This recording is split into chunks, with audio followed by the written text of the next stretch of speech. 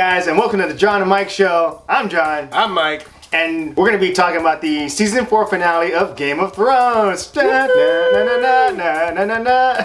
Yeah, they're going to sing with me. Oh, sorry. I thought that the Season 4 finale, it was pretty great. Like, the Season 3 finale was kind of a letdown because of the episode before, the Red Wedding. This one, it's like, how are you gonna like compare it? Because the last two episodes before the season finale, they were great. You got the battle at the Black Castle. Is it Black Castle? Or Castle Black. Castle Black. White Castle. Yeah. And then the one before that was the battle with Prince Oberyn and the mountain. Yes.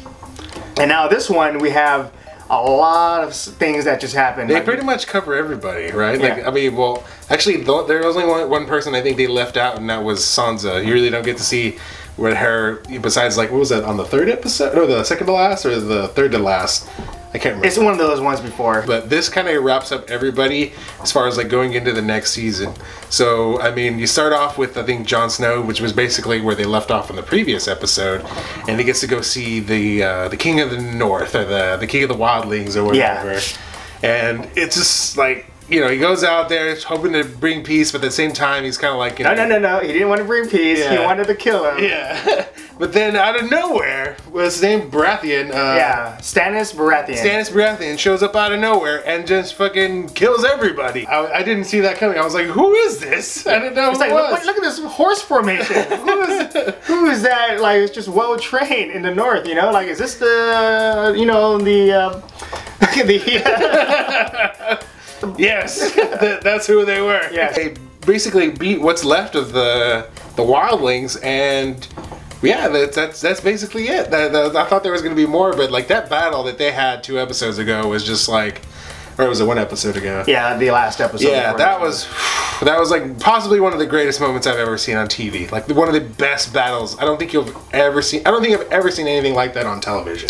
Yeah, there are so many things in Game of Thrones that you get to see that surpasses any television shows you see.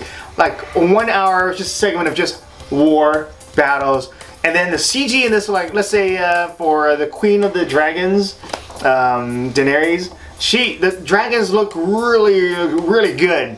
I think it costs like maybe like $1 million per second just to produce those dragons. Yeah, like they look real. They look like they're, you know, they're in the space with her. She had a small part. She's still having problems with, you know, the slaves. Everybody wants. She freed the slaves. Now they want to go back. Yeah. Now they want. You know, certain people want to go back. And then there's a part where you know, the dragons. One of the dragons has run amok or has flown amok. And so she knows that her dragons are, you know, causing chaos, so she has to chain her 2 dragons. So the thing that she's trying to do, free people, free everything, is the thing that hurts her the most. Yeah. The parallel between that, the fact that she's trying to free people, and then she has to enslave her dragons because she can't, you know, trust them, and supposedly they're injuring people. That's the other thing that was crazy, because there's 3 of them. One of them's loose, and they haven't been able to find it. And with that, then there's the Bran story arc where, you know, he's finally getting to meet the tree that we've been seeing, Grandmother Willow, you know.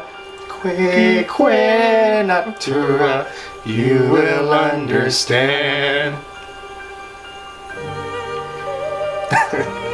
So yeah, not Grandmother Willow. The old man turns out to be underneath the roots of the tree. Yeah. What does he have to do with this? He has powers. He has servants. That one little girl that can throw fireballs. Yeah. You know, Human Torch. Yeah. I thought she was like. I thought she was like Peter Pan. Like, you remember what is that Peter Pan movie that was like somewhat like semi-realistic or whatever? Called Peter Pan, right? Yeah. That's what she reminded me of. She's got like the twigs around her and stuff. Yeah. I know, she reminds me of the Guardians of the Holidays, whatever. What do you call it? Oh yeah. What is it? Crap, I forgot what the movie is. With Guardians of the Galaxy. I know what you're talking about. Yeah. Whatever that movie is, if you guys know what we're talking about. Yeah. But she looks like one of those characters. During the sequence with Bran, skeletons started to pop up from underground. So you started to think like, are these the White Walkers? But they're really not. They're just skeletons. They're just like, you know, your normal dungeon skeleton. Skeleton, like Skyrim skeletons, or Clash of the Titans skeleton. And the CG for this is, you know, it's not there yet, but it's still like they can afford skeleton CGI in this, and it still looks kind of cool. Yeah, and yeah, I was expecting the White Walkers too, and then I was like, oh, just undead soldiers.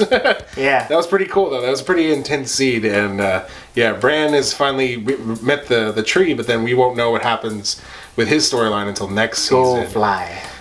Oh yeah, that was weird. Like he'll fly. Is he gonna levitate? Yeah, it's like you will never walk again, but you will fly. I think it's like a metaphor. I don't know. Like you get high on something. Yeah, he's gonna levitate. No, Yeah. he's gonna be able to pull himself off the ground. He's gonna be like Professor X. Yeah. Well, what you know, it'd be kind of cool if he's like Angel. He grows wings. Oh my god. And he's just flying around, you know, Westeros. It's a little too much for me. So then we have Brienne of Tarth. You know, she's trying to serve Lady Stark, and so she sees Arya, and she tries to like save Arya from the Hound because she wants to protect her. But then the Hound recognizes Brienne's weapon, like it's was it Valyrian steel? Yeah. It's like, wait a minute, that belongs to a Lannister. So just right there, Arya, she's like not really trusting of Brienne. Like, why do you have that? Yeah. So whatever she says, she doesn't believe her anyway, and we get to see a badass showdown. You got Yeah. Brienne of Tarth versus the Hound, and I was like, I didn't know this was gonna happen. And like to me, like the Viper versus the Mountain was kind of like a little bit of a letdown because I mean it happened so quickly, and then you were just like, oh, they built it up so much, and then now it's like it was over in like what, maybe less than like 2 minutes. Yeah. But this, they were going back and forth, Yeah. and she's kicking his ass, and he's kicking her ass, and it was like brutal, man. Like, yeah, there was a part where Brienne just like bites the ear off of, you know, she could quote a Mike Tyson from the Hound, and it's like her mouth is just all red. yeah, and like they were beating the crap out of each other, and then the Hound gets pushed off a mountain, and he fell down, and now he's like left to die. And you know, you during the whole season, you kind of feel like maybe Arya and the Hound, they've grown together, they've grown fond of each other.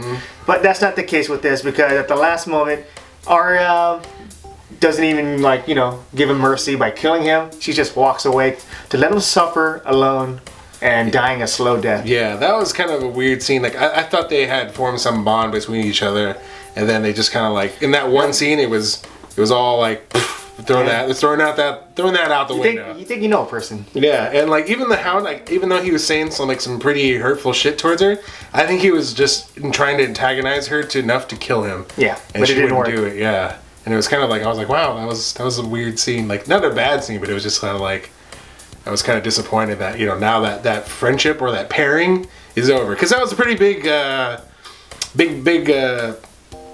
pair for this season. I think a big duo. Like Yeah. a lot of people liked them together because they had a Yeah. lot of good story. Like, you know, when they got the chickens, that was good. But when Yeah, the chickens, yeah. he beat up that whatever that old guy with his daughter. Remember, he beat him up and then he took their money. Yeah. And you know, A lot of great scenes, but you know, it's time to move on. Arya's got another purpose in life. oh yeah, now she's gonna go see Jekin Jakar or whatever the hell his name is. Yeah, in the city of, what is it, Bravos? Yeah, because I completely forgot about it until I searched it, because I remember she gives the coin to the guy who's from Bravos, and she says, I forgot the... She says the phrase of the, what is it, the assassins? Yeah, Assassins. and then now she's going to be taken to Jekin Jakar, I think his name. I can't remember. The face swapping guy. Yeah, so her story arc is, you know, there's a lot of potential with that. A lot of potential with Bran.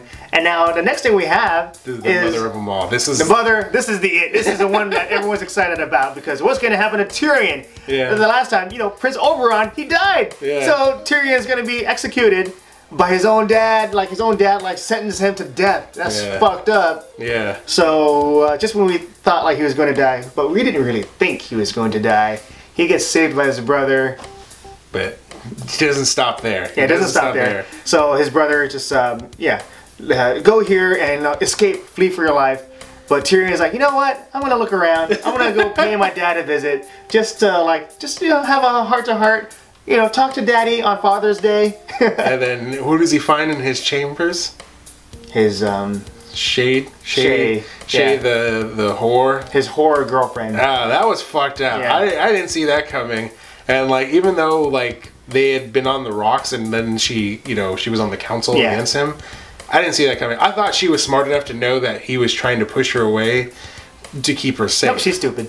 Yeah, because now she's apparently fucking Tywin. Yeah, she's fucking Tywin, and what does she get? She gets choked. You know, he genuinely loved this girl. I feel like, you know. Yeah. Tyrion loved the girl. She loved him back. He tried to protect her, but she didn't see it that way because she's stupid. And now she's dead. Yes. Moving on, he walks down the hall and he grabs a crossbow. He grabs what's his name's crossbow? What is it? Fuck, I already forgot his name already. Did we hit him? Did we hit him that much? We forgot his name already. Baratheon. It's Baratheon. It's Joffrey. Yeah. Yeah. Okay. So he goes over. He grabs the crossbow that belonged to former King Joffrey. Yeah. And he walks around. He looks for his dad, and he finds him in the shitter. Yeah, he's taking a dump, and then he's just like, he points the crossbow right at him, and then they're just kind of exchanging words, and you know, he's trying to make him admit that, you know, he wants him dead. He's wanted him dead for all, you know, whatever his life, and that, you know, he's disappointed of him and he's never approved of him and whatever. But then you could tell Tywin's trying to talk his way out of it. Yeah. Because he's sitting there, you know, ass with on the pants down. pants down, ass on his, you know, the toilet, and he's just trying to talk his way out of it, and Tyrion won't let him, and then he just, you know, he unloads one into him. He unloads one because what? I think he said called her a whore. Yeah. He's like, if you say that one more time, you know, I will kill you. And he made good on his promise. Yeah. So now he's dead. Yeah. Happy Father's Day. I was so shocked. Like, I didn't think it was going to happen that way. I thought that something was going to happen to Tyrion. Yeah. And I knew he was going to get away, but I thought, like... You know why you think that? Yeah. Because of George R.R. Martin. He always, like, kills off the good guys. Yeah. You're thinking, there's no way they're going to have, you know, Tywin live. But now Joffrey's dead, Tywin's dead. It's like, wow. He's actually killing off the guys that, you know, we're not rooting for. Yeah, like, what's going to happen now? Like, because, I mean, obviously, Tyrion gets away. He gets, you know, he's a stowaway on, like, some ship. You don't even know where he's going, where he will end up in the next season, but he's got the mute with him, the guy with the... Yeah, eunuch guy. Yeah, the eunuch guy. I think... See, okay, look at this. The eunuch, he did so much to save Tyrion, but he didn't even, like, try anything with Ned Stark. Yeah. Remember that? He liked Ned Stark, but it felt like he was part of the plan to kill him. This is a good ending to the season because it leads up to the next one. You want to know what's going to happen. And at the same time, it ends a lot of stories. So pretty much a lot of people died in this episode. And so far, the show's been great. I love it. I love it. And with that, like, let us know what you think about the show. You know, I'm pretty sure you love it too. Leave us a comment below on how you feel. Since it's a recap, you can be spoilerific all you want. So with that, we're signing off.